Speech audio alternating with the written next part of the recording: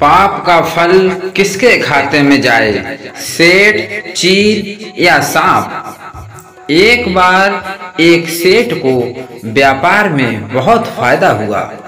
तब सेठ की पत्नी ने कहा कि क्यों ना हम ब्राह्मणों को भोज खिला दें। हालांकि सेठ इन धार्मिक बातों में विश्वास नहीं रखता था, फिर भी जब व्यापार में फायदा हुआ तो उसने भी हाँ कह दी। ब्राह्मणों को बुलाकर पंक्ति में बिठा दिया। सेठ प्रसन्न था, इसलिए ब्राह्मणों को खुद ही खाना परोस रहा था। पंक्ति के अंत में बैठे एक ब्राह्मण को भोजन परोसते समय एक चील अपने पंजे में एक मुर्दा सांप लेकर सेठ के ऊपर से गुजरी और उस मुर्दा सांप के मुख से 2 बूंद जहर की खाने में गिर गईं। इस बात का किसी को कुछ पता नहीं चला। अपने कर्मों के अनुसार वह ब्राह्मण जहरीला खाना खाते ही मर गया, लेकिन सेठ को जब इस बात का पता चला तो वह ब्रह्म हत्या के पाप से डर गया। मित्रों, ऐसे में ऊपर बैठे यमराज को भी फैसला लेना काफी मुश्किल हो गया कि इस पाप कर्म का फल किसके खाते में लिखा जाएगा।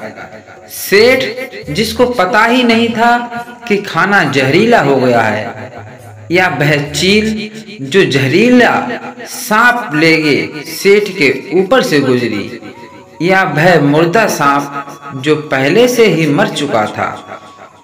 दोस्तों, बहुत दिनों तक ये फैसला यमराज नहीं कर पाए क्योंकि वह असमंजस में थे।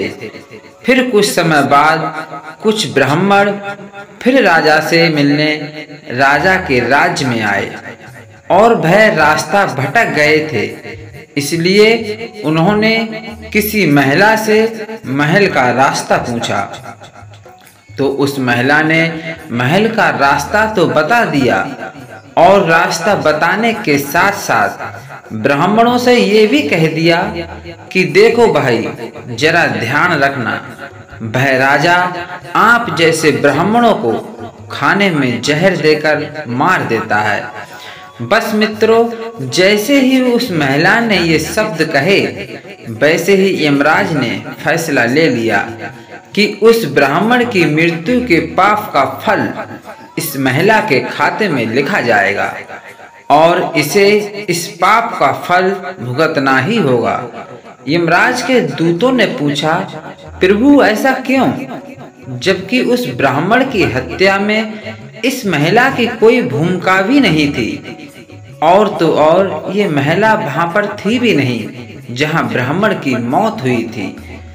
तब यमराज ने कहा कि देखो भाई, जब कोई व्यक्ति पाप करता है तो उसे आनंद मिलता है, पर उस ब्राह्मण की हत्या से ना तो सेठ को आनंद मिला, ना ही उस सांप को आनंद मिला और ना ही उस चील को आनंद मिला, पर उस पाप कर्म की घटना की बुराई करने के भाव से बखान कर उस महिला को जरूर आनंद मिला।